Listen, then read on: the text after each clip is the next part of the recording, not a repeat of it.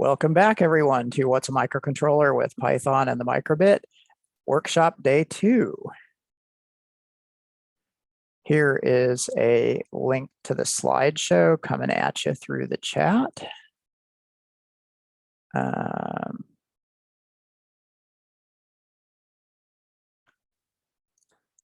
Paste.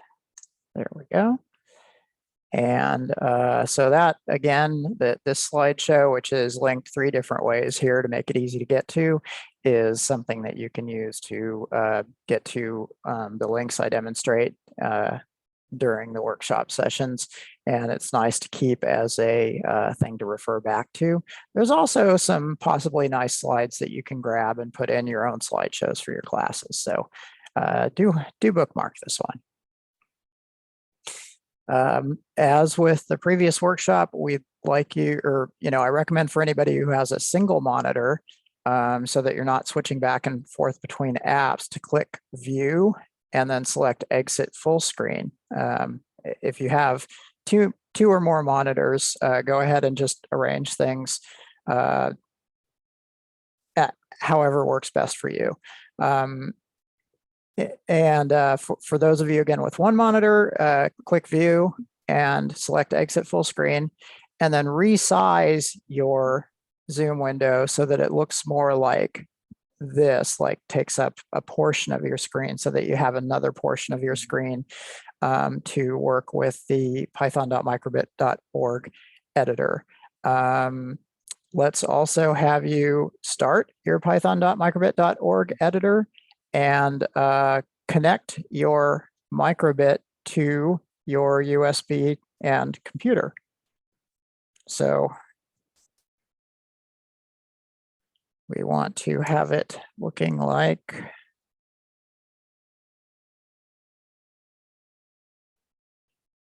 bear with me while I adjust the brightness on this.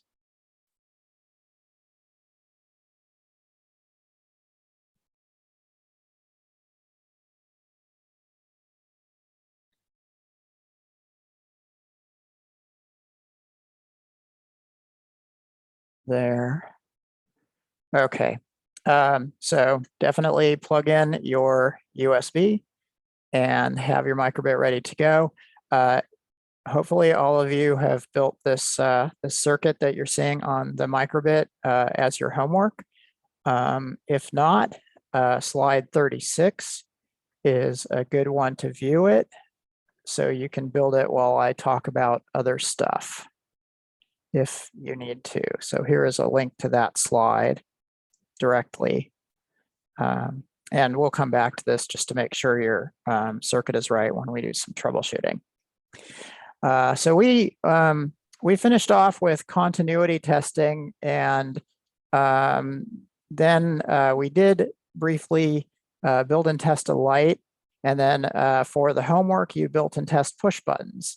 I have a few things to go back here and mention, and then today we'll talk about how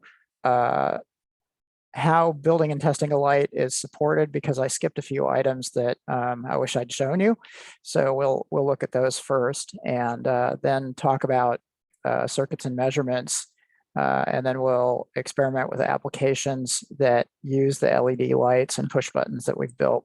We'll also talk about some electronic concepts, including input and output, analog and digital, logic states, high and low, true and false, the timing of on-off signals, like the ones that will be turning the light on and off, and some computer science concepts that are also mixed in as students work with the scripts. And then your homework will be to add a servo, that's a motor that controls position, and a potentiometer, that's a knob that you can turn and adjust. And then depending on what kind of circuit it's connected to, it can basically sense that adjustment and respond to you. Then on Friday, we'll focus on the servo and the potentiometer. We'll talk about, I'll take a closer look at teaching materials, hopefully today.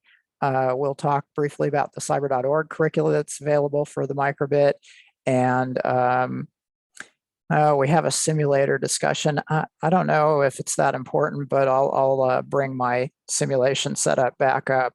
We do have one ready to use with this breadboard kit if you need to do any simulations. So first up on the follow-ups is there was a question after we stopped recording about where was the power coming from? Let me see if I can go back to a picture of what we had. Yes. Okay, so what I'm going to do is move forward, because what we did at the end of the day, or at the end of last week's session, was we had this light circuit built up. And then what we did was we measured the voltage across the entire light circuit, and it turned out to be 3.3 volts plus or minus. Then we measured across the resistor, and that was 1.2 volts. And then the LED voltage was 2.06 volts. And so that added up to the original 3.26 volts that we measured across the whole thing. And that was part of Kirchhoff's law. But the question came up, why is there actually power applied to this? It wasn't clear to probably more than just one of you. So I want to back up and explain how the LED circuit here is getting power, because that is something that is in the student workbook. It's just that I skipped ahead a little bit too far. So here is the page with an explanation of where the supply voltage goes for both the plus and the minus connections. And so first off, when we connected the wires here just to give power across the board, basically, the 3 volt supply connection was extended from just this row before we plugged in any of the wires. But we went from just this row with a jumper wire to a column in the bus strip. And that column, by simply applying 3 volts to one of the sockets in that column, since there's metal underneath, it goes up and down the whole column. And so any socket in this red column, and then since we have a jumper wire going across this way, also in this red column of sockets, both of those have 3.3 volts for you to connect to your circuits as you're building them for you and your students. And then, and we call it, it's labeled 3V. So I just used that same level, because if you connect a battery pack and disconnect the USB cable, you will actually get a slightly different voltage because it's the voltage of the battery pack. So 3V kind of keeps it vague, but while you have USB connected, you definitely have very close to 3.3 volts. Then we also, in the workbook, talk about, okay, where is ground or 0 volts coming from? Or basically the negative terminal of a battery, or the negative, the ground wire of your USB cable is where it ends up eventually. That comes from one of the connections to this bus strip, the sockets next to the blue line. And with the black jumper wire, we took that ground connection over to this bus strip. And then with this jumper wire, we took the ground connection over to this bus strip. And so the thing to remember is that this is our 0 volt or ground GND connection. And so that's something that was introduced that I skipped. And sorry about that. On that topic of skipping things, there's a lot of material. I cannot cover every detail in 6 hours. So what I'm going to try to do is highlight certain things for you, and also respond to your questions, like this very good question of where was the power coming from for the LED circuit. And so there was a black wire that went to, I think it was row 13 maybe. Let's see. Yeah, it was row 13. And oh, pardon me, row 16. So here's the black wire from a socket next to the blue stripe, and that's our ground connection or 0-volt connection. And then the 3-volt connection, again, it's going through sockets by the red stripe. So we plugged a resistor in here, that's 3 volts, and then we connected the resistor to the LED here, then the LED to the ground connection there. And with that, we have 3.3 volts on this side, 0 volts on that side. So there's 3.3 volts of electrical pressure to push current through this circuit. Do feel free to jump in and say, hey, Andy, I've got a question, because I want to make sure to answer as many as I can. Okay, coming back to follow-up items. The first circuit, students are guided through a number of steps. I kind of just showed you how to build the first circuit and skipped a few items.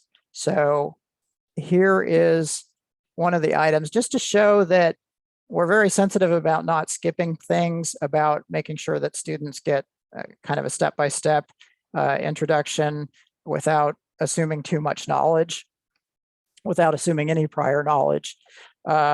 We do our best. I don't think anybody's ever going to do it perfectly, but we definitely strive to make this as easy for students as possible. And so before building the circuit, we introduce the light emitting diode and explain that it has a longer pin and a shorter pin, and how those longer and shorter pins relate to the schematic symbol and what their names are. The longer one is the anode, the shorter one is the cathode.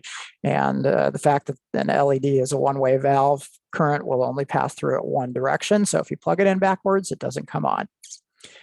We also introduce the resistor. And now we don't talk in general about resistors yet. We just say, hey, this little bean-shaped thing with wires coming out its ends, or maybe hourglass-shaped thing that has color coding bands on it, is a resistor, and a resistor resists the flow of current. And then we talk about how the schematic, these symbols that they just saw, the resistor and the LED symbols, how they relate to the actual connections on the breadboard. Andy? Yes. Can I suggest something with the LED? Go ahead. Tell them about the flat side. That's the easiest way to orient your LED. Because oftentimes you cut the leads off. That is true.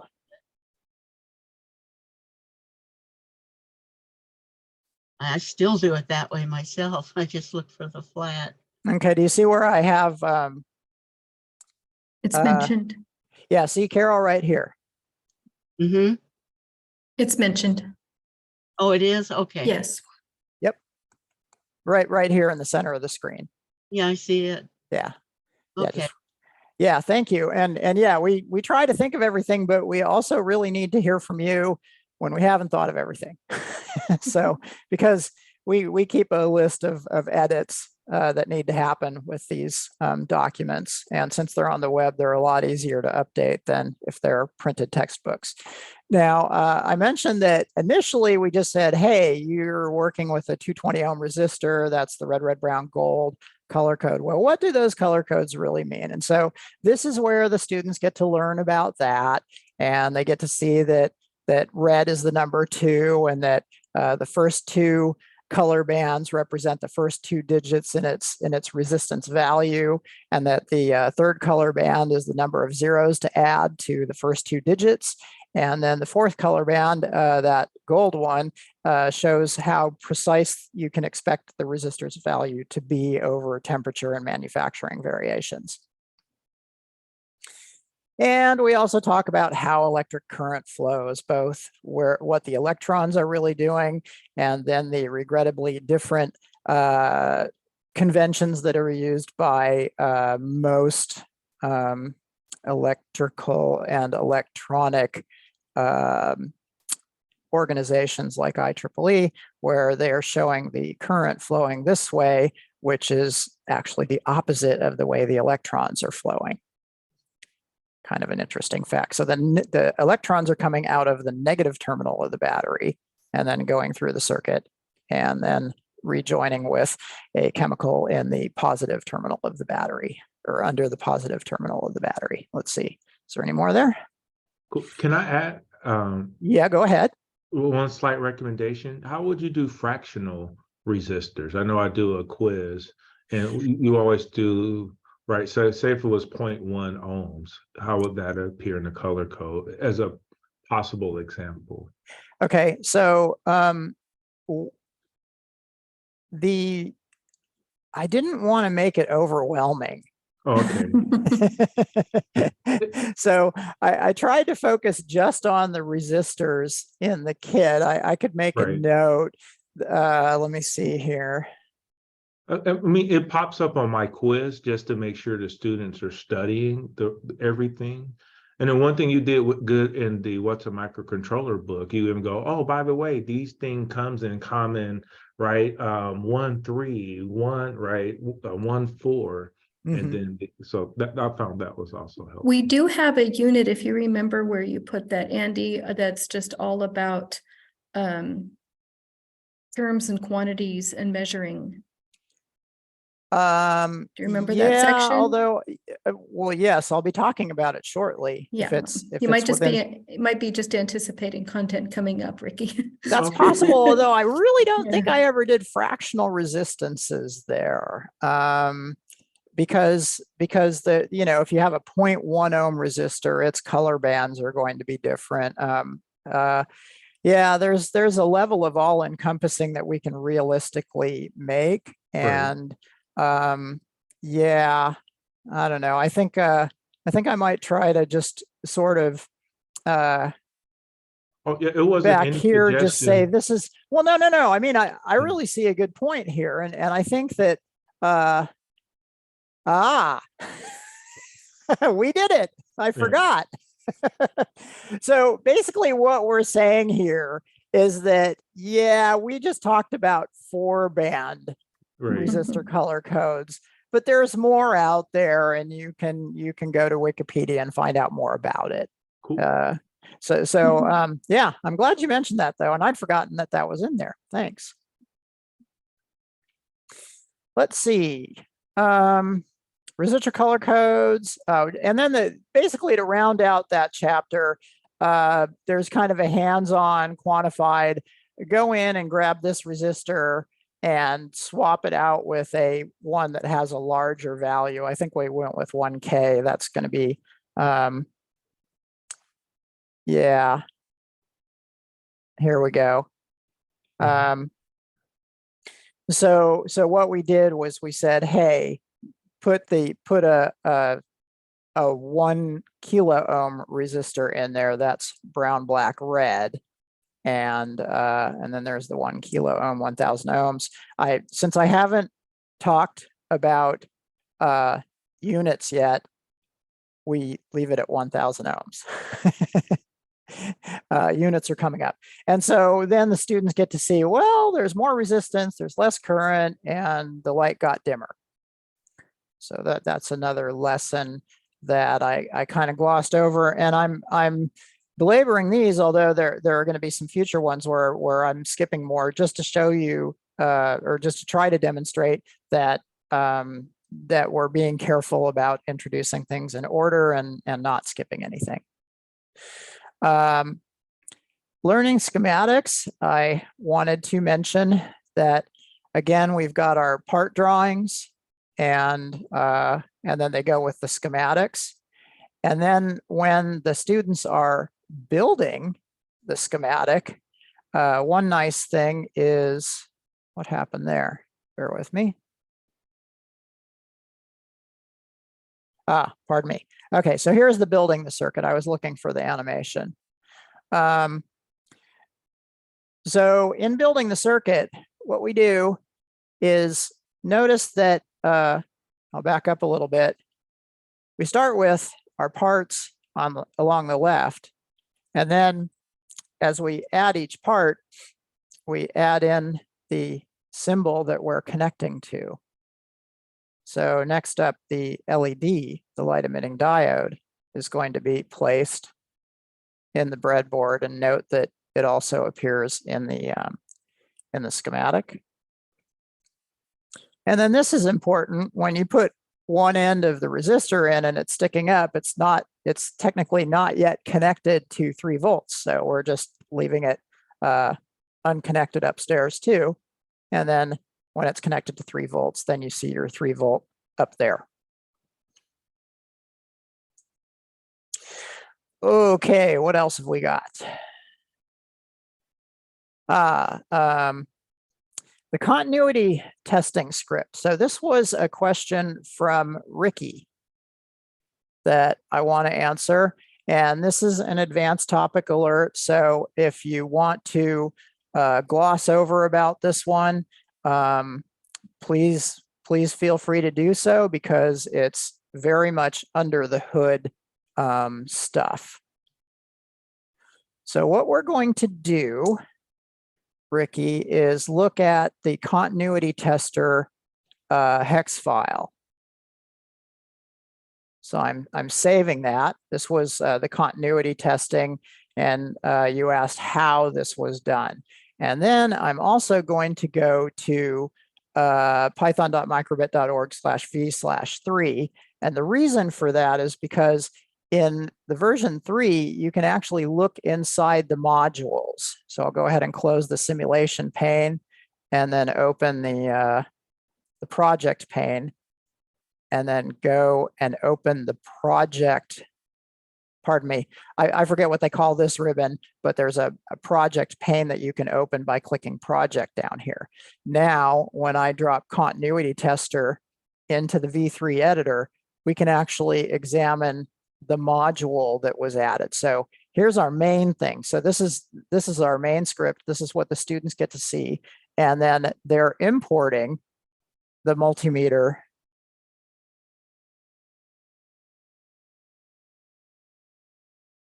They're importing the multimeter module. And so looking inside, so here is the multimeter module. It was added to the file system so that you could download it. And it's telling you to go to settings, because right now, if you look at it, you can also modify it. And so allow editing of third-party modules is the thing I just chose to make it so we can view it. Now let's go ahead and look for continuity. So here is the continuity code. And Ricky, notice that this is taking the measurement of the black probe that's connected to V0. And notice, or to P0, pardon me. And notice that it is set to pull up. And then the P2 measurement is taken with a pull down resistor. And these are enabled inside the microbit itself.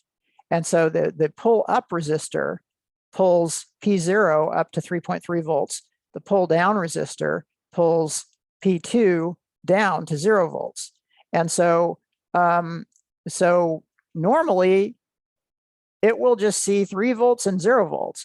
But if you connect those two probes together, either through a row on the breadboard or just, connect the alligator clip leads together, what'll happen is that they will come to a voltage that's very close to each other. I gave it a little, I said, well, if it's less than 0.3 volts, then let's just say they're connected. So that's how that works, Ricky. Does that make sense? Okay. Yeah. And that's for Ricky, not everybody else.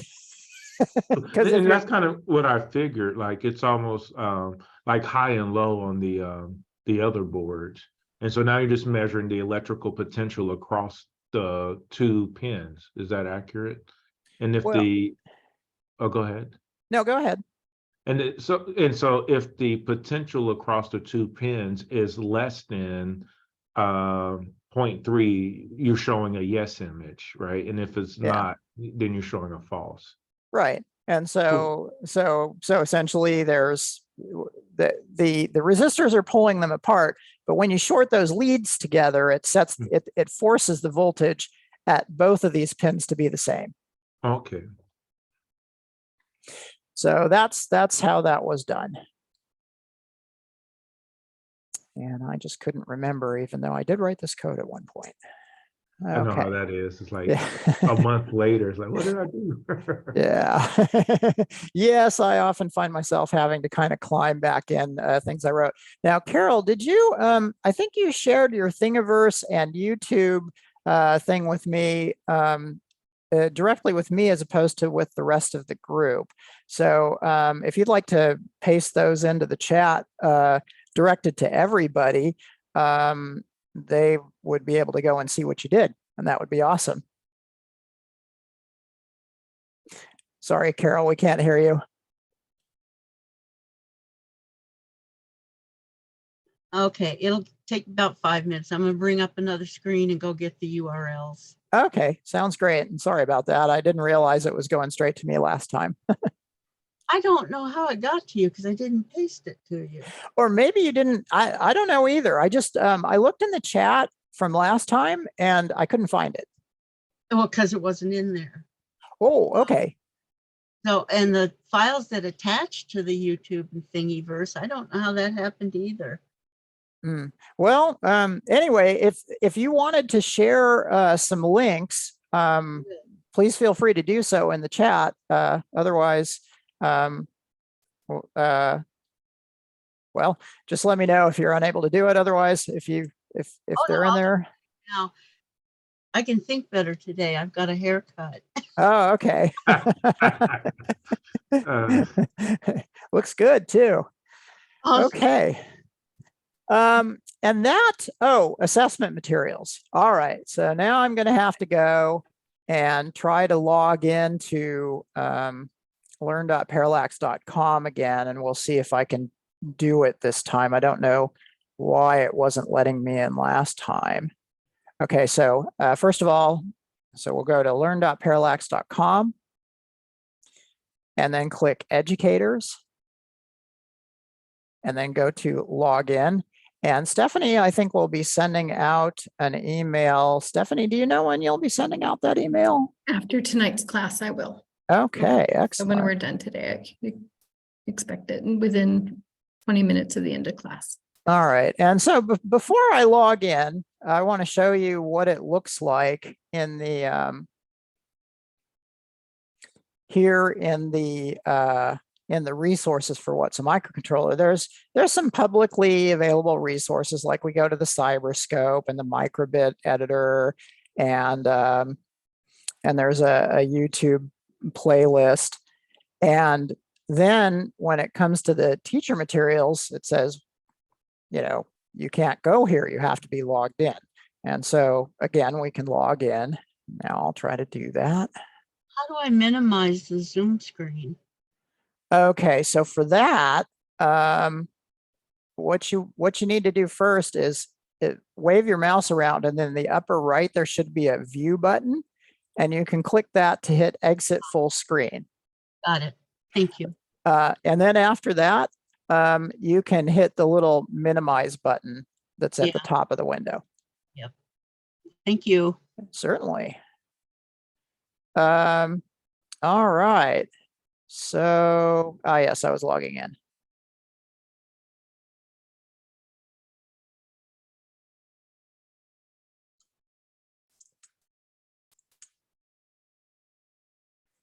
Okay.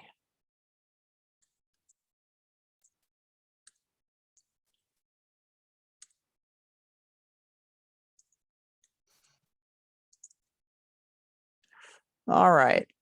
So after you log in, it's going to look something like this. And then you can go back to educators. And when you go back into what's a microcontroller in this case, notice that that little padlock has disappeared, and instead it has a link to assessment materials. So when you follow the link, here we are. And now there's lots of different summative assessment materials. And let's take a look at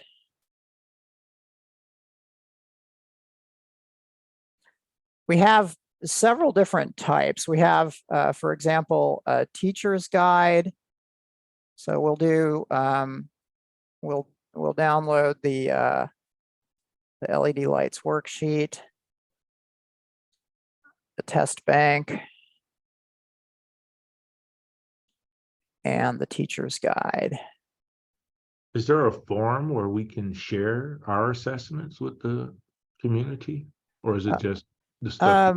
Yeah, we don't currently have a forum where you could share assessments, but boy, if you have assessments to share, what we can do is have you send them to us. We can check them out. First of all, take a quick look and add any notations if needed.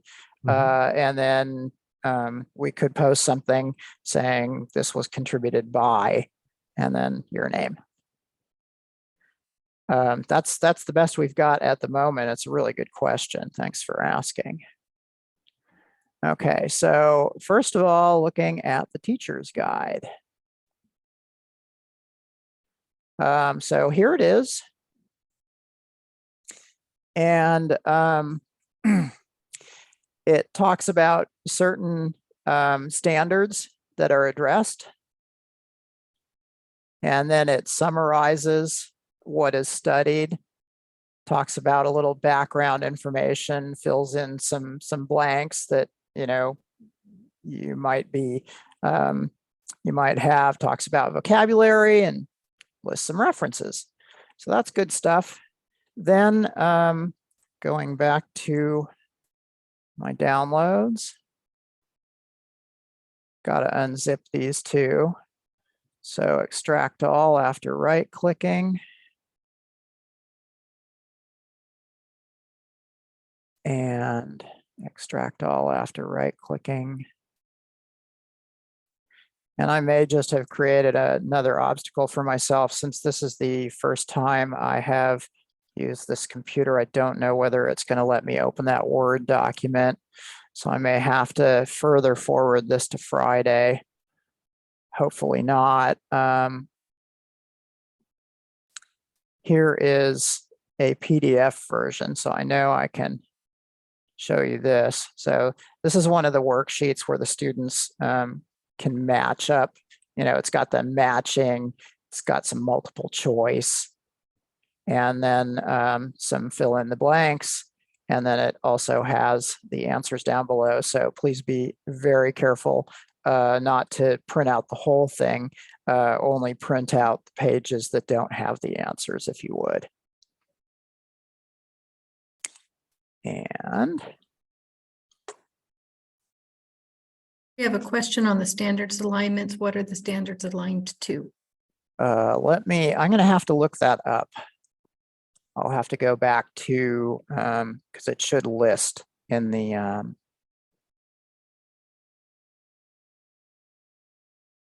is this the teacher's guide? Yes. Okay. Yeah, Computer Science Framework 2016 K-12 up there. Yep. And then here is the computer science standards. For California. Yeah. And then I thought there was going to be one more, but it looks like it's not. Those are the two that we have currently. It may vary by unit. Possibly. So that's the worksheet. And then, and this is typically for each chapter. And then where's the other one? That's the worksheet, and then the test bank.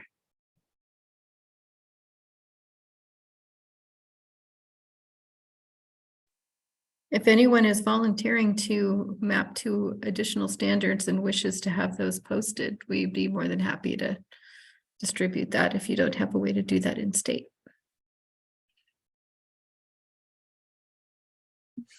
Okay. So it's not going to let me. I'll skip for now. Let's see what's, it gives me view only. That's nice. And no, I don't want to try that right now. All right. What this is going to be is it's going to be a set of questions that is similar to the ones that you will find at the end of each activity. So if, for example, we go to set brightness with a script, you will see 4 somewhat similar questions. And then in the actual student materials, there will also be 4 answers to those questions. And then these are, again, similar to those questions. So they'll have had some practice, and then the answers are all going to be provided, but not color-coded in this case. So that's what we have available for you as assessment materials. And it really does beg to have the comparison of the questions, exercises, and projects that are in the chapter. And so, no, not electrical measurements, LED lights, and it was set brightness. And notice that there's some sections within set brightness, and then there's a review and practice. And in the review and practice, here's those 4 questions. And then we also have exercises and projects. And then these ones are solved for the student, so they can essentially use them as practice. And then the ones that are available for you only can be used in quizzes, homeworks, etc.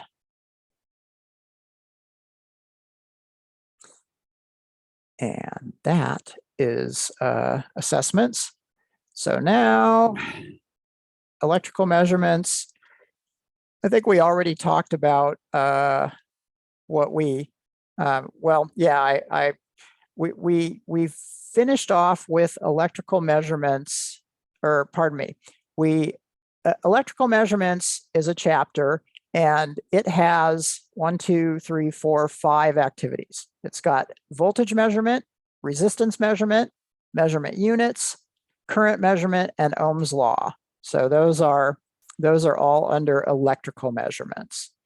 And we could spend the entire rest of the workshop getting through these in detail. So I'll give you just a kind of a bird's eye view. Basically, yes, we did this one. And one of the reasons we did this one, so we built up the circuit, and then we took measurements across the circuit and compared it to Kirchhoff's law. I was pronouncing that incorrectly. It was brought to my attention that it's not Kirchhoff, it's Kirchhoff.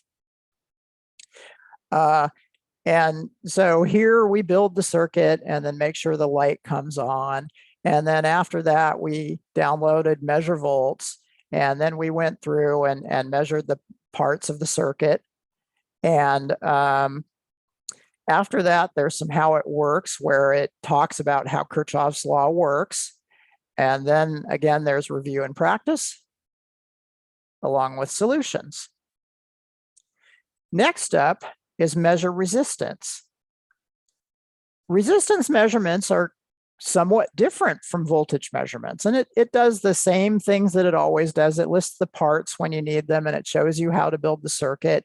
And in this case, I want to belabor the circuit, so I'll open this little video clip. And so with resistance measure, okay, so with voltage measurement, we just have these 2 little 3-pin headers here next to P0 and P2, and we connect our alligator clips to them. To make resistor measurements work, we have to add we have to add a wire and a resistor. And it makes sure to give a really good close-up and a couple of other 3-pin headers. And it gives a really good close-up so that hopefully students can get this just right. And so this is not required if you own a resistance meter, but to use the microbit as a resistance meter, yeah, we did need to add some extra parts. And then it shows how to connect your alligator clip leads, and then what the circuit looks like when you're ready to start experimenting. It's going to be pretty important to guide the students or to bring up to the students that when they're taking resistor measurements, they need to take, and that's what these checklist instructions say, and there's also some text about it, but they need to make sure to remove the resistor from the circuit before measuring it. So do you see how the circuit or the resistor was in the circuit making the light go, but to take the measurement, you have to pull the resistor out of the circuit and then probe it with the alligator clip leads.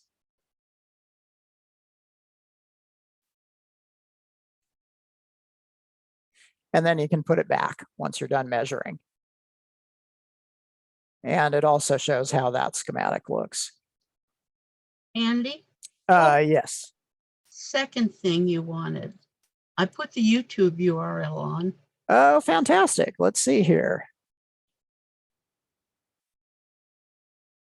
But I forgot what the other thing is. And I put my Gmail up there too. Oh, okay. So this is Carol is a writer for Robot Magazine, and this is sorry about that. Yeah. Robot Magazine is no longer, she did them both while Robot was alive, and now she writes for Servo. And so these are her videos that she's posted, and of interest are, for example, there's some Cyberbot examples that she's got posted here that are pretty fun. So those are now in your chat. And then the Thingiverse was the other thing you mentioned. Oh, Thingiverse. Okay. Yep. Yeah. I've got lots of Obot stuff in Thingiverse. Okay. Thank you very much for posting those. Oh, it's all right. If anybody wants to go to my Facebook page and join that or anything like that, go ahead and do it. And you've got my email, so you can email me. And when you send a friend request for Facebook, just mention in there you're from the class, because I get a lot of really weird. I'll be your friend so I can sell you something kind of requests. This is really stupid considering my age. I've had guys try to go out with me on Facebook that I don't know. I don't know why they're doing it. And a lot of them aren't even in this state. Yeah, it's important to filter. Anyway, moving on. Let's see here. Where was I? Yes. So that was resistance measurement, and then how the resistance measurement does its thing is introduced in a way that shows that the voltage is going to vary along with the resistor you stick into the circuit. And because we added a 2K resistor back here, so there's a little 2K resistor that got added underneath this red clip, waiting for it to come back around. And maybe it won't because I have the wrong one. Okay, so here we go. So here's the 2K resistor, the red, black, red resistor that was added. And so in the how it works section, it talks about how it converts a circuit with 2 resistors into a voltage that gets measured, and then some calculations are used to figure out what the resistance of the resistor you inserted into the circuit would be based on the voltage that the microbit measured. And then we talk about series versus parallel, because you can connect resistors end to end, and how to calculate the resistance value. And you can also connect them side by side. And that's a bit more math to calculate what the equivalent resistance value is, because end to end, you just add them up. So this is 220 plus 220 plus 220. So it's a 660 ohm equivalent resistor. Whereas with the parallel resistor, you have to take 1 over the sum of the resistors, or the sum of each resistor, 1 over it, and then 1 over that. And so this is something that it takes a little bit of study. And so we have some example calculations, and then the students get to practice it with the same review and practice and solutions, of which, or questions, exercises, and projects, of which there are more in the assessment materials. Next, so after resistance comes measurement units. You would think that current would come next, but the problem with current is that that's where a lot of measurement units really have to be used, because we're talking about very small currents. So previously we used 1000 ohms, but at this point we introduce how that is equivalent to 1 kilo ohm. And then we talk about the units like time, frequency, and current.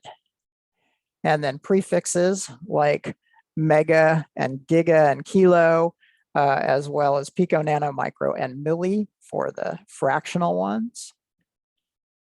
And then there's some hands-on math on how to, if you see kilo, how to figure out that that's 1,000. And we even do a little chalkboard example of how to figure out what a kilo ohm is if you've just got a regular number. Now, since we're using Python, there's also a nice little script that allows you to do the conversion. And so this is going to be metric prefixes to value. And so you can either type in capital M, lowercase k, lowercase m, or U for micro. And this is kind of a fun one. Oopsie, didn't mean to navigate away from that. There we go.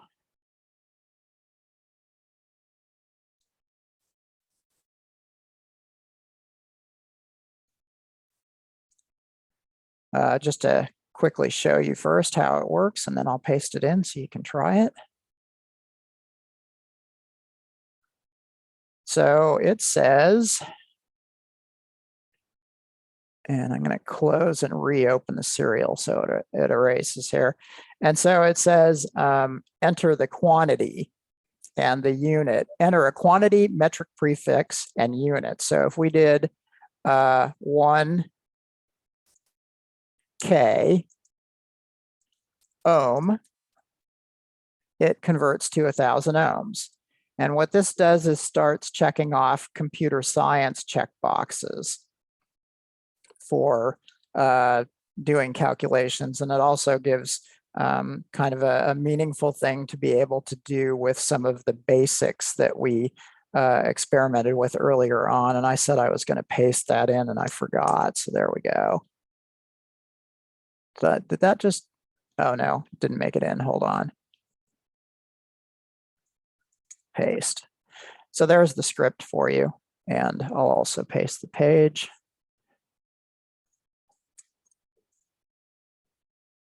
And it also goes in the other direction with a script that converts quantities to values. So we talk about, hey, if you've got 38,000, how would you figure out that that's 38 kilo?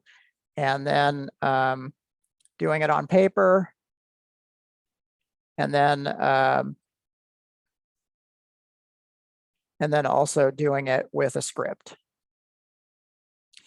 And after the units, the measurement units have been introduced, now we can move on to measuring current, because some of the current might end up in the milli or microamp levels. And so again, I want to bring to your attention that current is also done differently from voltage and from resistance. So the first thing we do is we modify our measurement circuit for measuring current. And what's added is this little 20 ohm resistor here. Red, black, black, gold. And so it is added across these little, don't do it because we're not going to take current measurements. I just want to bring to your attention, because I've gotten questions from previous workshops. Hey, I tried to measure current, but it didn't do anything for me. And so my question was, well, did you add the 20 ohm resistor? Oh, no, I didn't. Hey, it's working. So make sure to be aware that your students might also skip that. And the other important thing about measuring current, and it's something that doesn't matter whether a student is going on to technical school or engineering school, it's very much like you have to take the resistor out of the circuit to measure its resistance. In the case of measuring current, you have to insert your ammeter, that's these two probes, so that it's in series with the circuit. So now the current is going to travel through the resistor, through the light, out this alligator clip, through this tiny resistor, back through the black alligator clip, and then to ground. So to do that, the circuit, there's the working circuit. So we break open the circuit, so now it stops working. And then we add, and carefully make a note that it's correctly broken, and then add in the ammeter so that it can conduct current and also measure the voltage across this little tiny resistor and figure out how much current is traveling through the circuit. All of these are using the cyberscope. And so you'll see a multimeter-like display when you're taking the measurements. So it'll look something like that. There was a question? Are you using that 20 amps for like a Ohm's Law, and you just measure that voltage drop and back out the current? To get yeah, so going back to the, where's that schematic?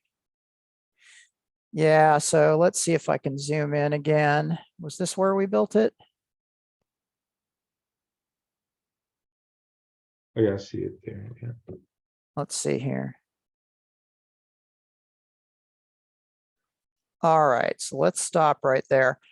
Basically, yeah, the current, since it flows through the light and then through this resistor, we say, okay, what's the voltage at P2 under the hood again? Because all their script does is it says ammeter, and give me the ammeter results. I'll go to it in a second. But under the hood, yes, what it's doing is it's saying, what's the voltage at P2? What's the voltage at P0? Okay, let's subtract those so we know the voltage difference across this little tiny resistor, and then using Ohm's Law calculations, which are coming up. So we don't actually talk about the exact calculations yet. But that is what happens, Ricky, yes. And then we talk about Kirchhoff's current law, as in if you have two different circuits that are side by side with each other, that the amount of current going into the pair of circuits has to add up to the total amount of current that the pair of circuits is. In this case, half the circuit, half the current would go through this side of the circuit, half the current would go through that side of the circuit.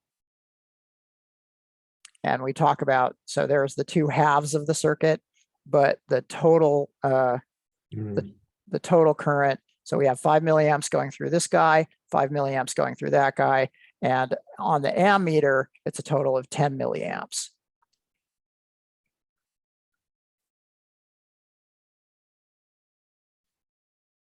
Okay, and then after that, we go on to Ohm's Law, and it's a very similar thing where we introduce these, the various versions of the Ohm's Law equation, which is basically that current is equal to the voltage over the resistance. That's the way it's usually written as an intro. V equals IR is the way most electronics people tend to remember it. And then using algebra, you can also, basically, if you have something that's unknown, like the voltage, but you know the current and the resistance, you can calculate the voltage. And then you can also calculate current if you know voltage and resistance if you know voltage and current. And so what we do here is we say, oh, well, let's measure the voltage across this resistor. And instead of taking all that time to do that unwieldy current measurement, since we know Ohm's law, we know that we have a resistor that has a value and we know how much voltage is across it. So we can actually just calculate the current because we know the voltage and the resistance. And so that lets us calculate the current. And so we do this, we show them how to write a script to do it. We give them one of the examples, which is current, and then guide them through another one of the examples. I forget which way they have to do it. They have to, yeah, so they have to calculate voltage if they know current and resistance. And then they also have to, yeah, there's lots of material here. I don't want to take any longer on it. This is cool. Yeah, but there's a lot of good stuff. It hits a lot of science and electronics and computer science checkboxes all in one because we introduced the concept, but we also always have them writing scripts to do stuff like calculate Ohm's law, calculate the unknown given the two knowns, for example. And that is, that's kind of a look into some of the things they get to do with basic electrical measurements. And with that, what I'm going to do is switch over to hands-on activities. So we'll after the break, we'll be troubleshooting this circuit, and then we're going to talk about some of the lessons, and we'll also get to run some scripts and make these circuits work. So so let's go ahead and take a 7-minute break. It looks like it's right at the top of the hour right now. Probably by the time I finish, it'll be 1 past. So let's all come back at 8 minutes past the hour. All right, welcome back from the break, everyone. Now that there's been lots of items that I've shown you, let's have some fun with some hands-on. Here is the circuit that we built for the homework between Monday and today. And so let's go ahead and make sure that works. To do that, what I'm going to do is have you download and open a script. So I'll show you this download is going to be a little bit different. So when IEEE Spectrum, that was not the one that it was not, it might have been nuts and bolts, but I want to say that there was a third one like Electronics Now or Electronics Today. I don't remember the exact name of it, but it was popular electronics. That's what it was. And it was a brother to Popular Mechanics. All right, so I'm going to share you a link and we'll have you paste it into a new Google tab. And when you do that, it's basically going to tell you that Google doesn't know what to do with it, but you can download it if you want. And yes, we want to download it. Okay, so it just downloaded and appeared here on the ribbon on the bottom. And after that, you can just drag and drop it into your Python editor. And then when you run it, nothing will happen. And I'll show you that nothing that happens. Oh, actually, my bad. A light comes on. The green light comes on. And let's see if I can.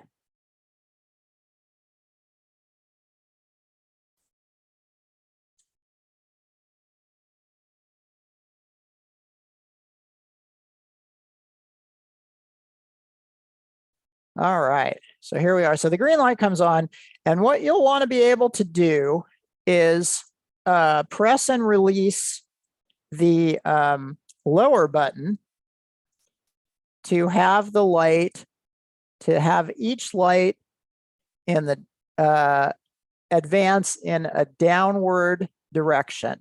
So, so right now the red light is on, and when I press and release the button, oh, I pressed it for a little bit too long. The yellow light comes on, and then I press it again, and the green light comes on. And so the lower button should cause the light to advance in the downward direction. And you want to verify that all three lights turn on. Conversely, the upper button will cause the lights to advance upward.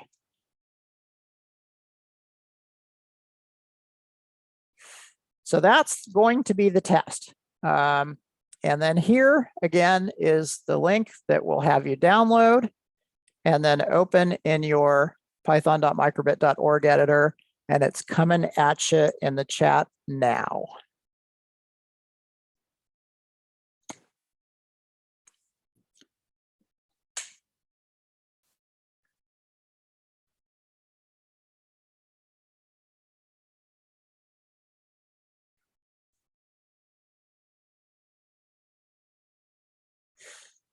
And let me know, anybody, if you need me to demo that again, how to download it, open it in your editor, flash it. You'll need to hit the connect button before you can flash. And then you'll be making sure that you can advance the light either downward or upward with the upper or lower of the two push buttons. And for some of you, there will be a circuit mistake and it won't work, and we're going to have to troubleshoot that before we move on. Or if it's a really intractable problem that we can't seem to figure out, we might have to save it for tech support after the main session.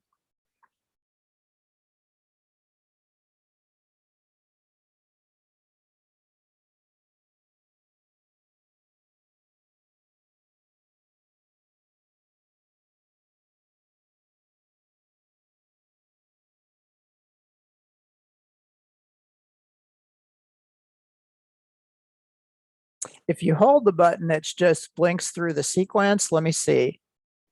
I forget what happens exactly if you hold the button. I think it goes, yeah, it goes very rapidly through the sequence.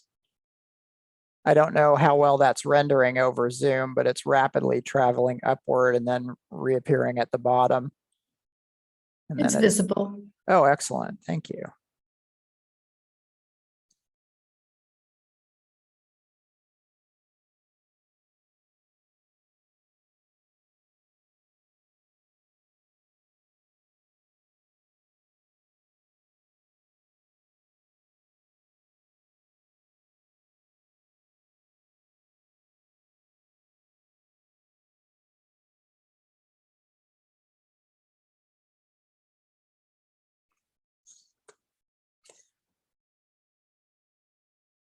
So normally the students wouldn't jump ahead to do this, but in order to condense all the lessons into a short time.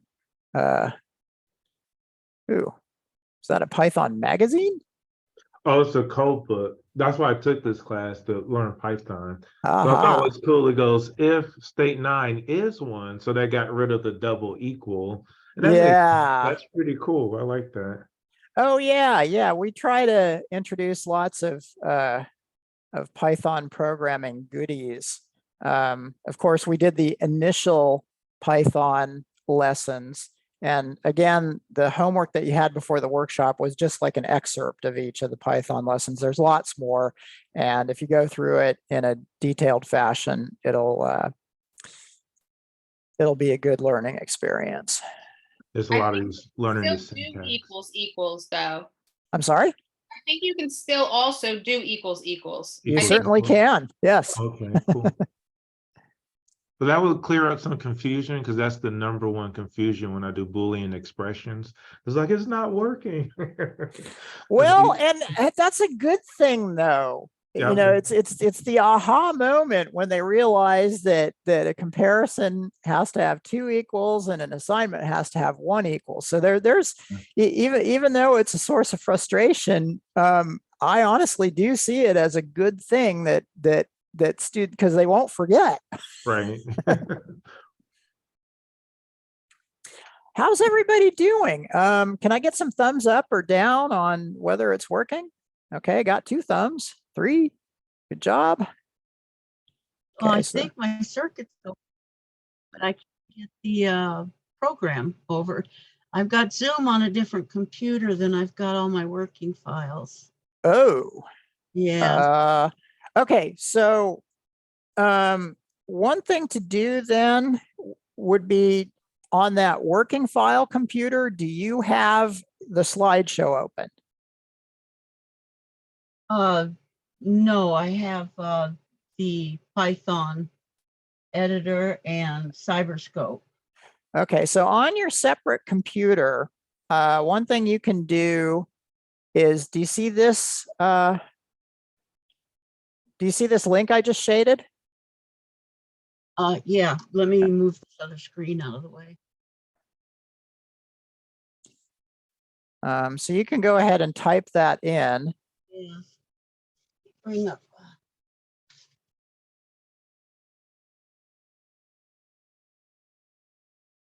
Okay. Why?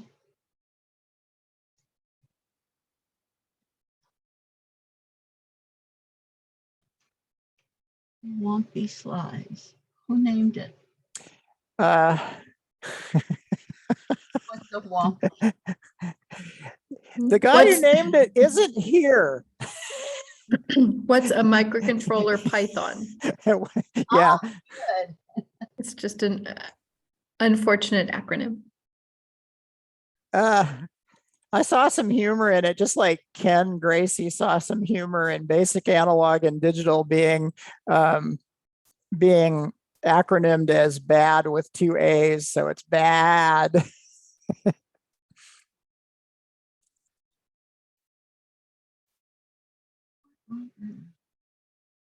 And after opening those slides on your other computer, Carol, what you can do is go to slide 40 and then follow the link that has a 14 in parentheses. Oh, God bless it. When I'm in this position with this computer, I accidentally touch the touchpad all the time. Yeah, I'm having similar things going on trying to run the Zoom workshop, so I know how you feel. So Andy, if Anna has 2 of the LEDs working, but the third one is not, that would be a wiring error because the code is addressing all 3? Yes, that's probably a wiring error. And so the thing to do is going to be, thank you, Stephanie. Anna, which LED is not responding? Is it the red, green, red, yellow, or green? The green.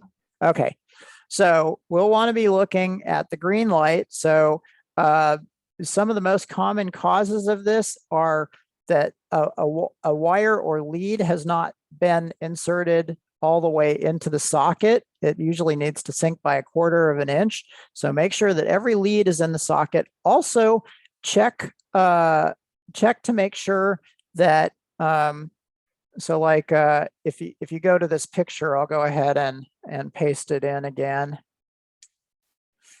If you go to this picture, what you want to do is say, okay, well, I connected my resistor to the P13 row over here. And then I jumpered it all the way across to row 17. Now, is my LED's long leg in 17? Is the flat spot on the other side of the long leg over on the right? If the flat spot's on the left, your LED is in backwards. And then also check to make sure that the shorter leg is in, you can actually go A up on the top and then 17 for the resistor socket. You can do the D17 and make sure the longer leg of the light is in there. And then also, J17 for the ground wire, and then going to the a socket by the blue line. So check very carefully against the diagram and make sure that everything is inserted exactly as shown. And this is a very common thing that students have to spend time doing. And it's, again, it's another one of those things where they have to try hard to get everything to work just right. And students will make mistakes, and then they'll learn as they go that they have to be really careful.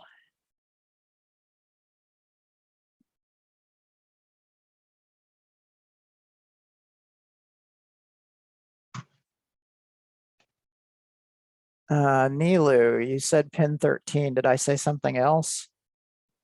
Sorry if I did.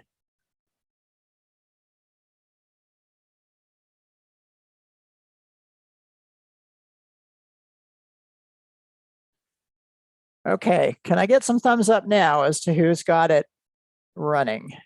1, 2, 3, 4, 5, 6. Still less than half. 7, 8. Thank you. Oh, 9. After class, I'll type in the code, Okay. but I'm pretty sure my circuit's going to work. Okay. Well, all righty. Or I can write the code. Yeah, one of the things is you'll really want to have for the Cyberscope stuff, you'll want to download the hex file. But yeah, it'll be fine for all the others to just type it in.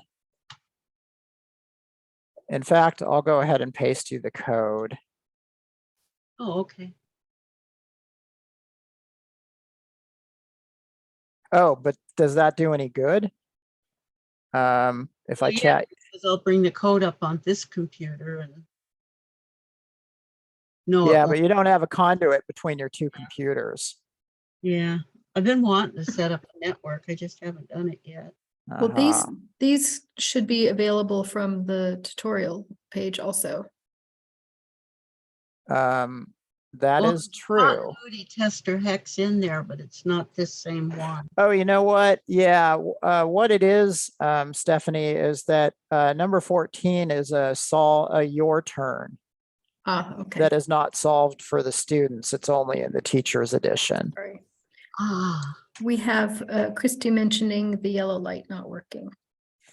Okay, Christy, so for you, it's going to be the same thing of starting at the P14 row along the leftmost terminal strip, and then following your resistor over to the yellow light, making sure that you have the longer pin of the yellow LED on the left side in D13, making sure that the shorter lead then with the flat spot up against it is on F13, and then J13 to a blue socket. You can pull up and then press back in on each of the leads.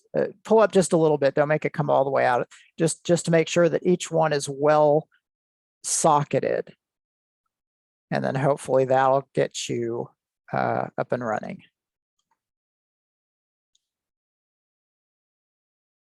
Stephanie, Yes. were you going to work on getting us access to the educator? Yes, I will be sending out emails after the class, and I believe you already have an account. I do. So if you don't, I will reset it and send you the information to get in. Okay, because I couldn't get into it last time I tried. Okay. We'll do that after the class. Question from Nelson, is line 3 going to be available all times? Is line 3 going to be available at all times? Are you talking about P3 or line 3? Well, line 3, what do you mean by line 3? You said line 3 is going to be available all times, question mark. I don't know because I'm not sure what line 3 is referring to. From microbit import. Oh, okay, hold on. Where is line 3 in the script? Ah, yes. So line 3 is needed for most microbit things like display off, pin 9 set pull, pin 9 read digital, pin write digital. All of these things are sleep. Those are all part of the built-in, well, they're part of the microbit module. And so we normally have that in there. The only time you can get away without using microbit is if you're just doing something that has like a print statement. If you just have a print statement, that actually does not rely on the microbit module. But everything else in the microbit, especially when you're dealing with electrical connections in your script, is used or is related to from microbit import. Now, that's not to say that these two statements. Let's see. Okay, so these 5 statements. Oh no, these 4 statements are pure Python, and you don't need the microbit module. But these referring to pin 13, pin 14, and pin 15, those are contained in the microbit module. These are all from the microbit module. While true as pure Python, you wouldn't need the microbit module for that. Anywhere where you see pin 9 or pin 6 or write digital, all of those things come from the microbit module. And if you have questions about that, you can hit the help button and go to documentation. And in documentation, there is first off, there are tutorials that use things that are part of the microbit module, but there's also a reference. And there are other modules. So here is the microbit module reference. I'll go ahead and paste that in.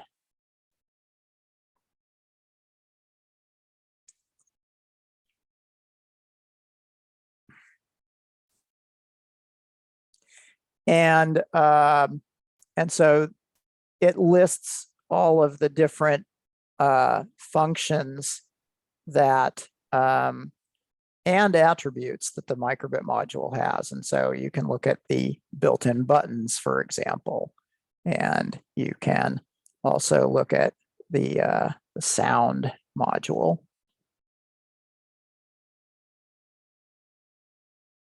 And so on and so forth. Here's display. That's another one that we used in the basic tutorials. Okay. All right. So I am guessing that we're all troubleshot who is going to be done troubleshooting. If you think you're close but need just a second longer, go ahead and let me know.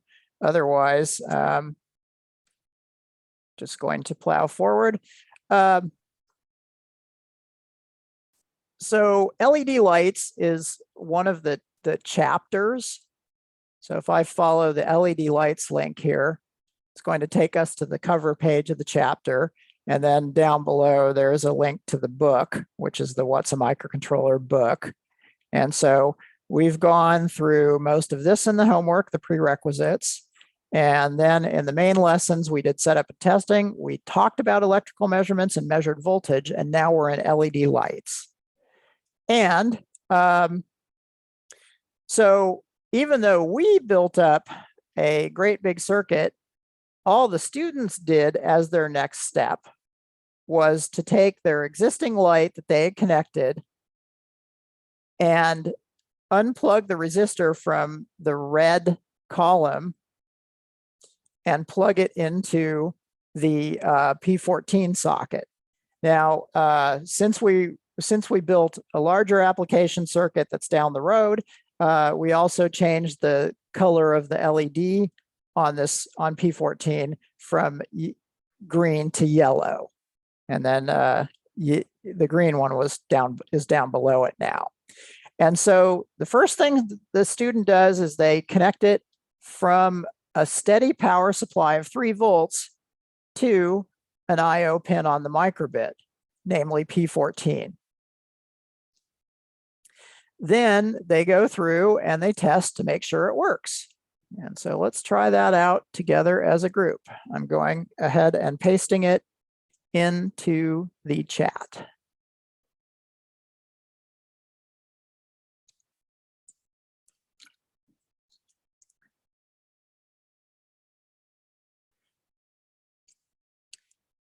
And after running it, you'll have a working script that makes the light blink on and off. And so that's an aha moment for a number of students who have been following the instructions up until this point.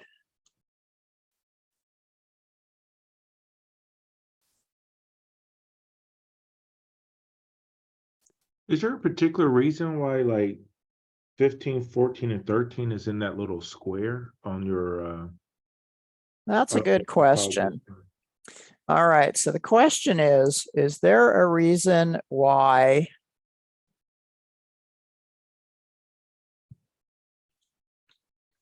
I'm going to grab a nearby adapter and try to hold it up under the camera so we can see this.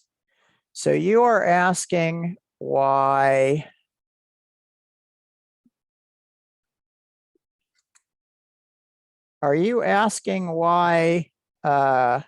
there are little shapes? You're right, yeah. Okay.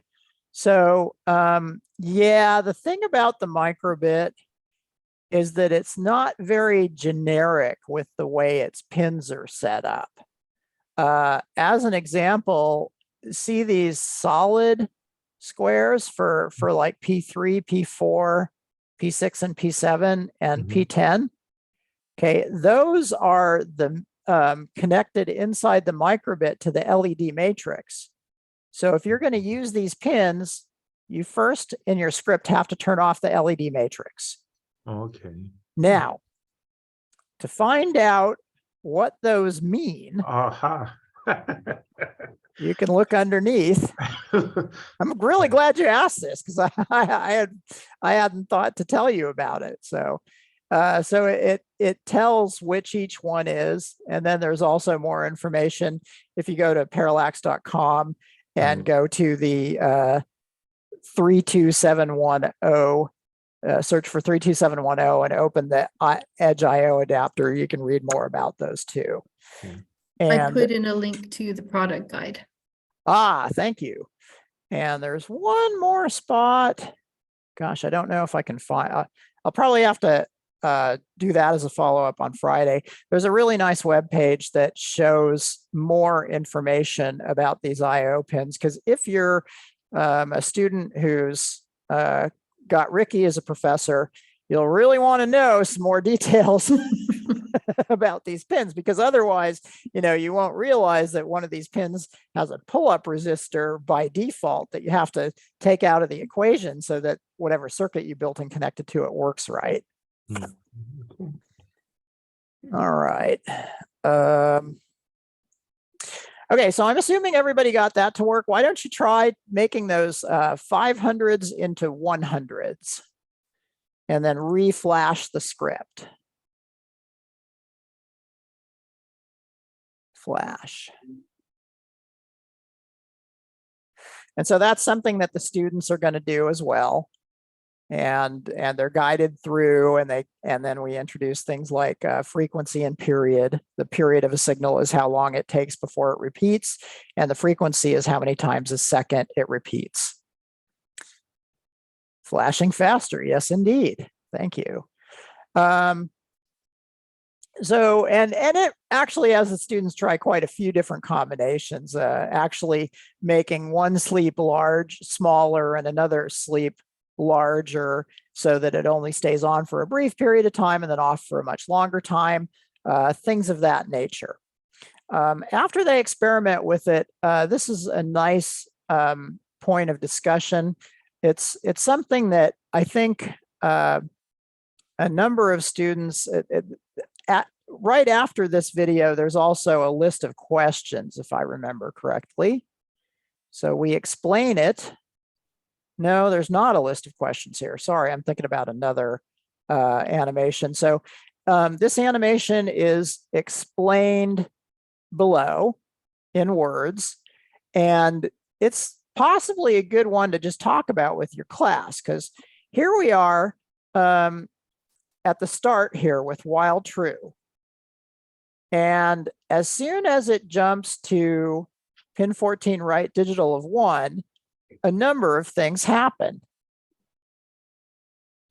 The first is that it connects P14 internally to its 3.3 volt supply.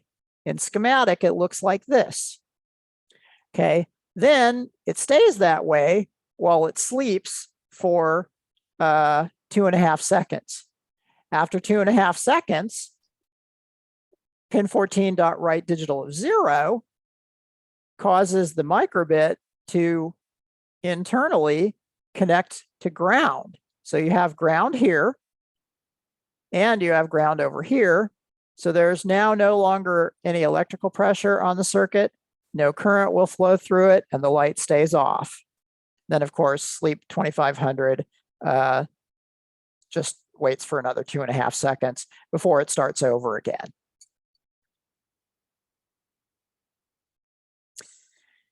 And then so we also talk about making it blink a certain number of times. So there's another computer science checkbox. Oh, and I want to mention that, okay, so the students start with a script that works. Then they're encouraged to make some small adjustments, and then they're encouraged to put their hands on the keyboard and make even more adjustments. And notice that this is a screen capture, so they can't make it work unless they do put their hands on the keyboard and copy it, unless they want to work so hard as to kind of send this picture to a picture to text converter. We have a question about from Nelson. Can we use the microbit to measure in situ temperature with different thermocouples?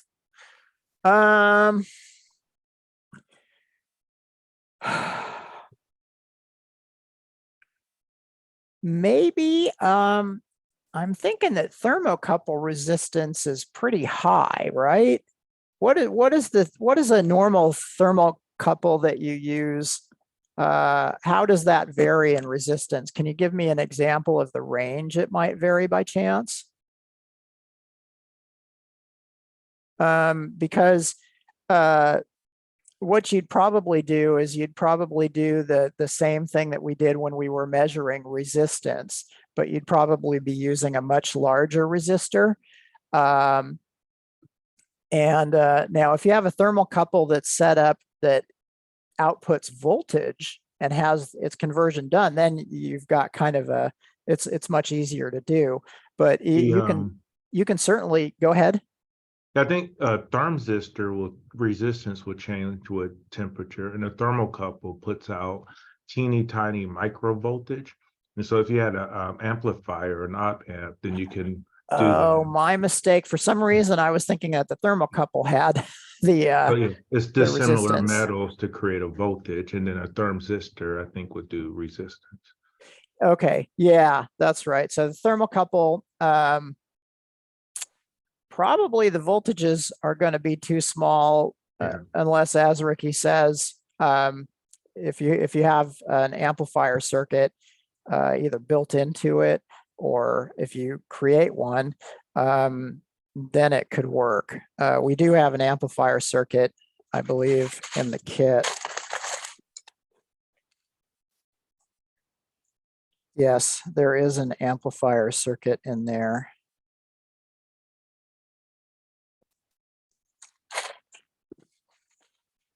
So that could be done. I don't have any chapters on that yet. Let's see here, 441. All right, let's try setting brightness. I'm going to start skipping stuff again. So just kind of keep in mind that there will be a lot of material, and I'll just use as an example for setting brightness. It does take a deep dive into converting a number to an analog value, and it talks about binary. And so so these are things that you can do, or that these are checklist items that the students can learn as they go through it more carefully.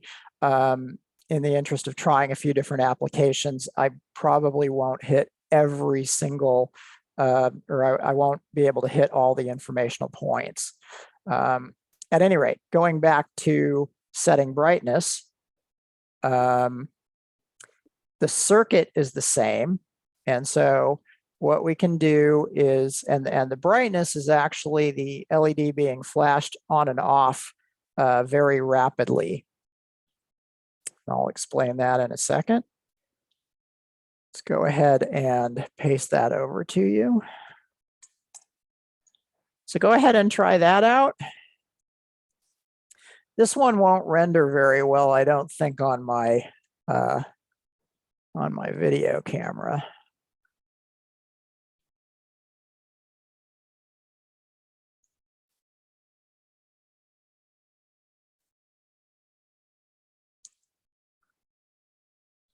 Flash.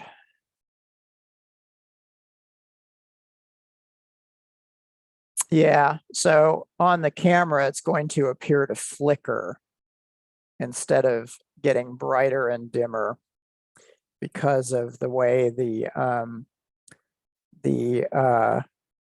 microbit flashes the light on and off to make it for our eyes, so that our eyes see brightness, but the camera just sees flickering.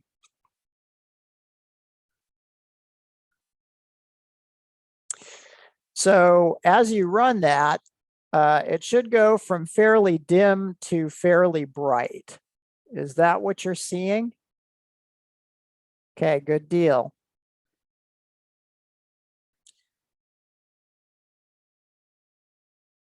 Under the hood, what's happening is that the microbit is flashing the light at 50 times a second.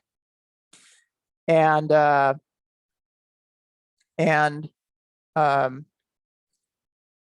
so this number that is in right analog corresponds to the number of 10/24ths of time that the light will stay on during any given 50th of a second. So the first one, the reason it's dim is because it only stays on for 128 10/24ths of the time.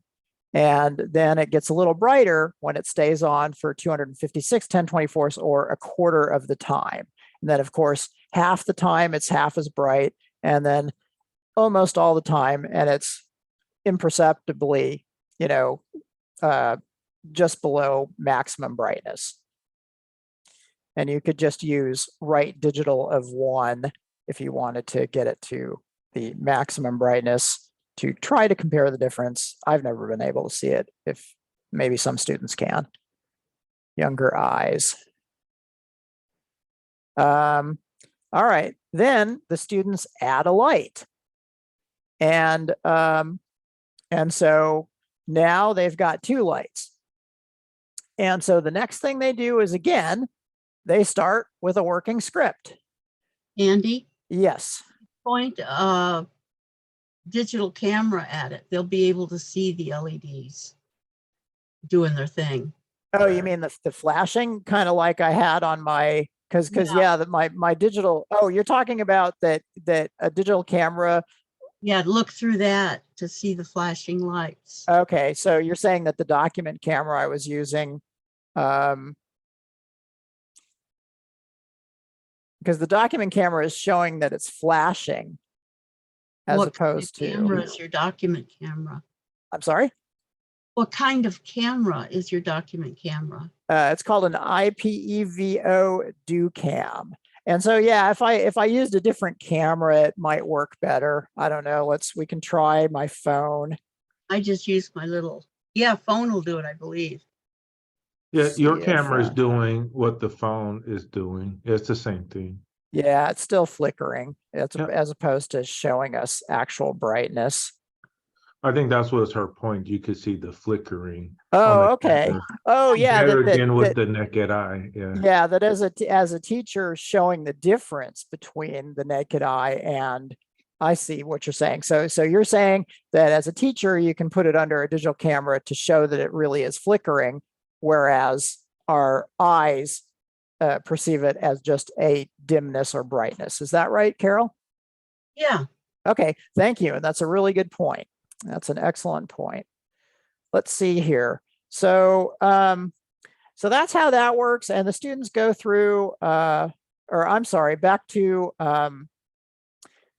just turning the lights on and off. So did I already paste this in? Oh, that's what you meant. No, I don't think so. Okay, so I just pasted it in, and this is where the students add a second LED, and now they're going to test it. And then they're going to be challenged to, instead of both lights coming on at the same time and both lights going off at the same time, they can, they're challenged to make one go on while the other stays off, and to do some different combinations of that.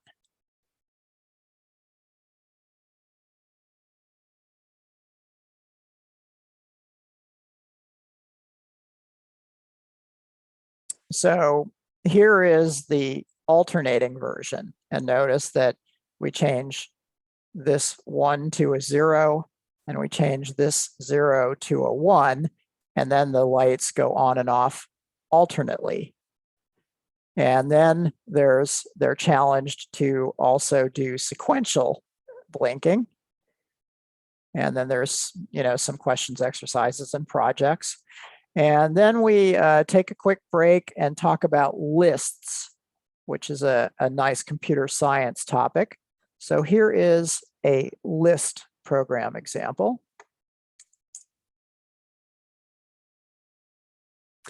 And this one, when you run it, all it's going to do is display.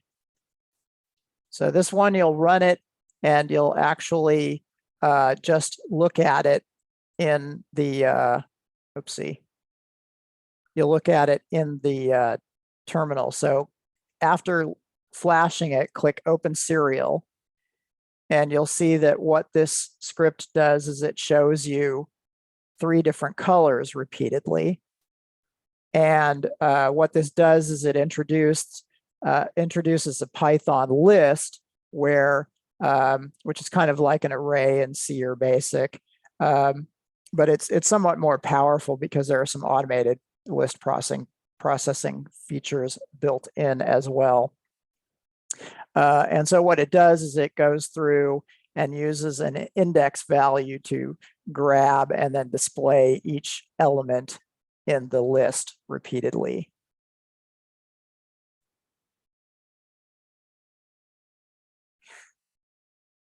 And then in how it works, we actually show what each line does and how, for example,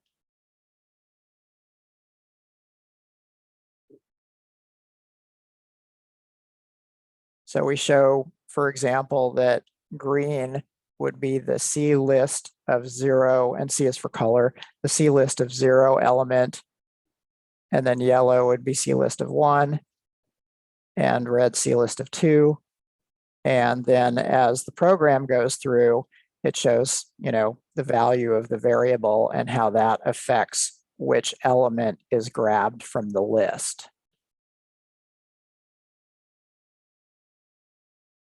I hope that this kind of animation is going to be helpful for discussing with your students, or if they're self-paced, helping them learn what's going on inside the script in a more meaningful way than if they had just possibly paid less attention to it, or just seen a static image.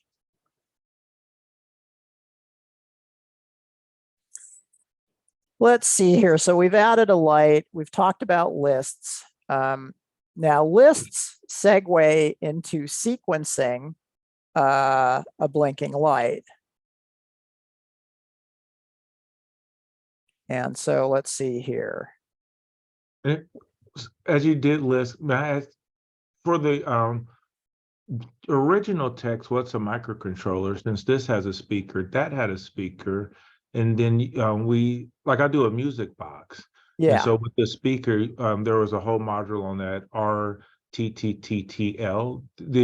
Is that been transcribed over for this? What I did was I left that to the Microbit Foundation because Okay. there's a speaker built into the Microbit. So bear with me a second.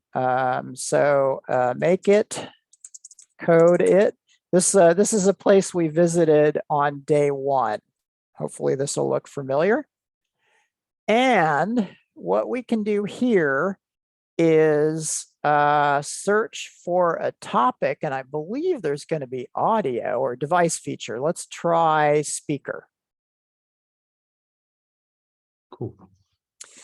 And oh gosh, it doesn't have music. Oh, here's music.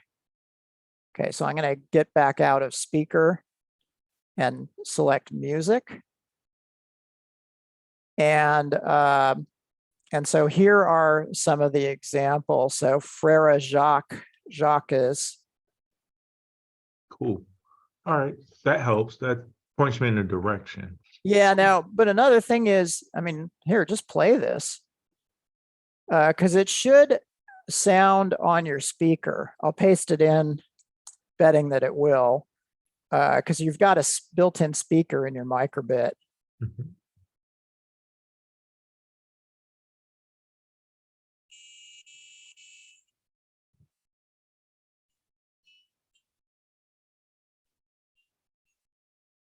So this pretty much supersedes the things that you're mentioning in what's a microcontroller. So they're saying, C note, 4th octave, quarter note. Yeah, and then so this I can adapt this, because then you went further to go, and this is how we taught it, and then we used the RTTL text from the Yes. old Nokia phone. Yeah. And then they have to transcribe that. So this works. Cool. This gives me a good pointer. Okay. Yeah, I don't have it published as such yet, but I figured, yeah, since That there's works. a lot of musical examples already in existence, it was not as high of a priority. So let's real quickly go to. Can I just ask one quick question? Yes, please. I flashed that last one and my microbit turned orange and stayed orange. Your whole Microbit was like the bottom is like orange. Like the part that usually flashes when it's uploading kind of thing. Oh, interesting. Like Let's see. Yeah, mine is also, Saying yeah, orange. that's the way mine looks too. Okay, and how did you get it to play sound then? So when you flashed it, I take it you did not hear any sound. Is that right? Right. Okay. Let's save that one for the tech support. For you, what I would recommend is to hit the refresh button on your browser. Okay. And see if you can load in the default thing that says hello world and displays the heart.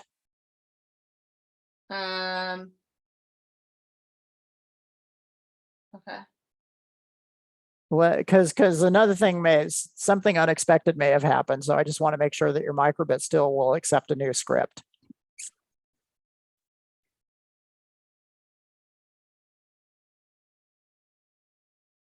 Yeah, it's still working. Okay, awesome. Now, let's see, we've got 5 minutes left. How to do a push button in 5 minutes. So the next chapter is sense push buttons, and there is some more in the lights chapter, but I'll talk briefly about a push button. So the students they get to first see how a push button is, well, they get the details of how the button is inserted.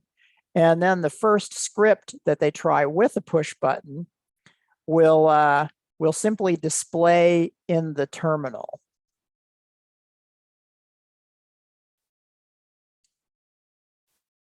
And let's see here.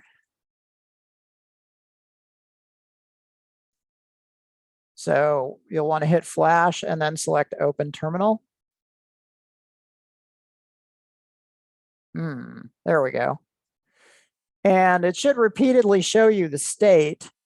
And when you press and hold the lower push button, the state should change to 1. And when you release it, the state should change to 0. And so that's where the students get to observe the difference as a IO pin behaving as input between binary 1 and binary 0, and the physical manifestation of that as a button press.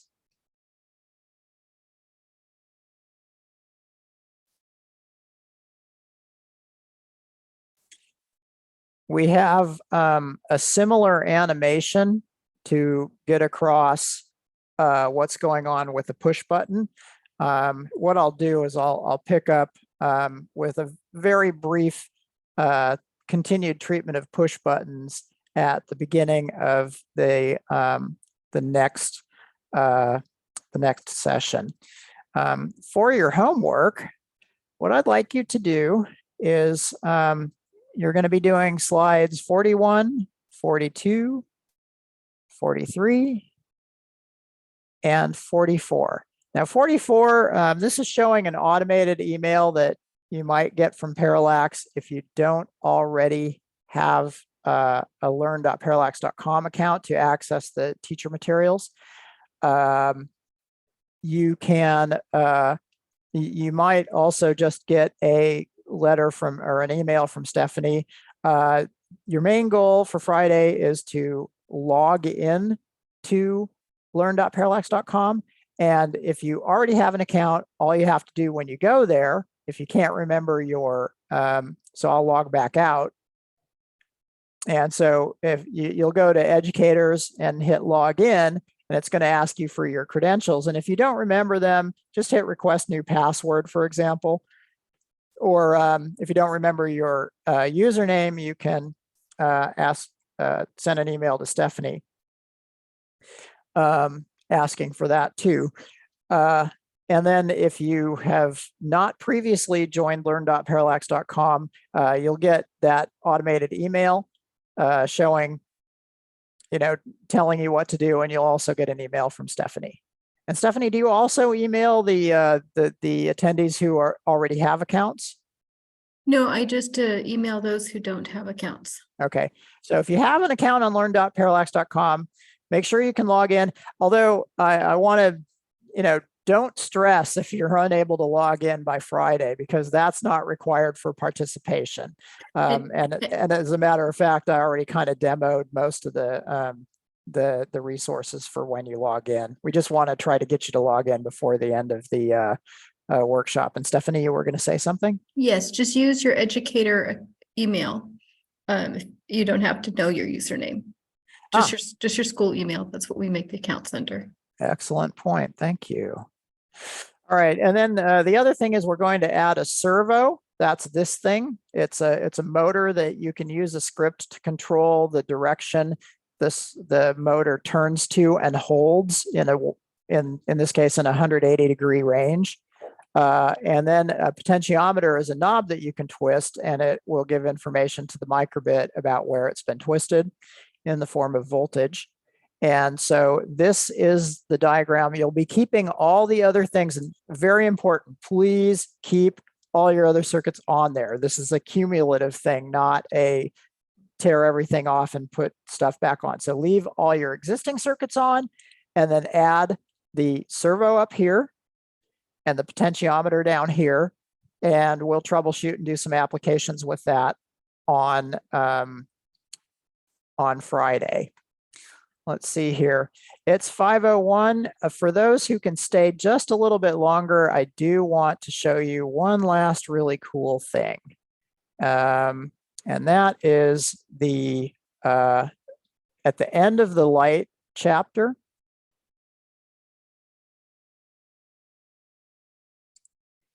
Okay, so LED lights. The last activity in LED lights is measuring the light both with a voltmeter. So you can see the voltmeter display, 2 point something volts, and then 0 volts, and then 2 point something volts, and then 0 volts. But there's also plotting. Oopsie. So what you can do is you can right click the, I'll give you the link for this, and you can try it on your own as like not required homework. So there is the link to the page where it has the hex file, and you can right click and select save link as, and download and save the hex file, and then open it with your microbit .org editor, flash it.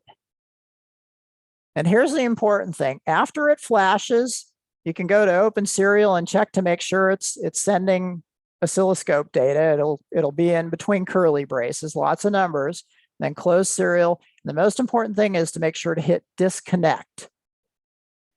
And then you can go to cyberscope.parallax.com. I might actually append this to your homework. I'll have you try possibly this page, cyberscope.parallax.com. And you hit disconnect over in the microbit editor. So now you can hit connect, and it'll let you connect to the microbit in cyberscope.parallax.com. And it's going to actually graph the on-off signals, but you also have to connect the probes just so, and I kind of skipped that step. So basically, you have to connect this this red probe to the LED light, and I'll connect the black probe to ground, even though that's not needed for this particular oscilloscope. So now, when we go back to the cyberscope, we should see, oh, look at that, highs and lows, and additionally, what we have the students do is we have them change the time divisions. And then they can say, well, gee, this high-low stuff doesn't mean all that much to me because it's kind of marching across the screen and not making a lot of sense. And then there's a way to actually, instead of having the signal march across the screen, have it align with a particular crosshairs on the screen. And it takes a while, but you'll see the high-low graph of the LED on-off voltage. It will eventually line up with this crosshair. Waiting.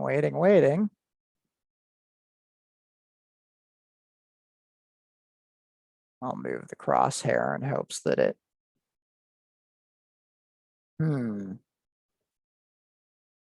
Great, my demo's not working.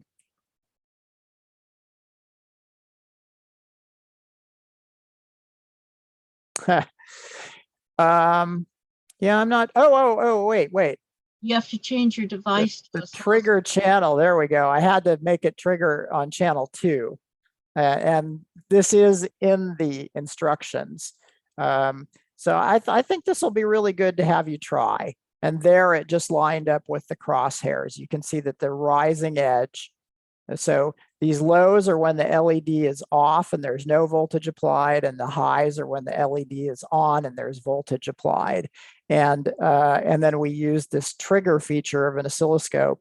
And this is the kind of thing where it's kind of exciting to be able to offer this type of device to students using just you know, a simple electronics kit, as opposed to having to get special benches and special oscilloscope boxes that are $400 a piece and have to be chained to those special benches and stuff like that. Now everybody gets to use an oscilloscope to see graphically how an electrical on-off signal would look on the oscilloscope. And so I'll end with that. I'll append that to your homework, because I highly recommend trying it for yourself to see how it works.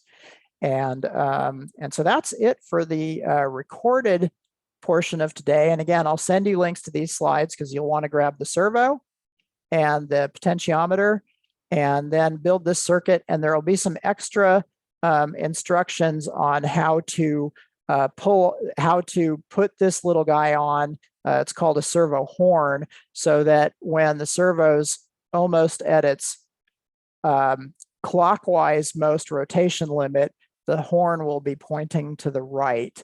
And so that'll give us a nice 0 degrees, and then the horn can point to 90 or 135 like it is here. And that's it for today. Thanks for coming and staying 7 minutes after. Sorry about that, everyone. We'll look forward to seeing you again on Friday, same time, same Zoom link. And you can also stay after for any tech support or further discussion.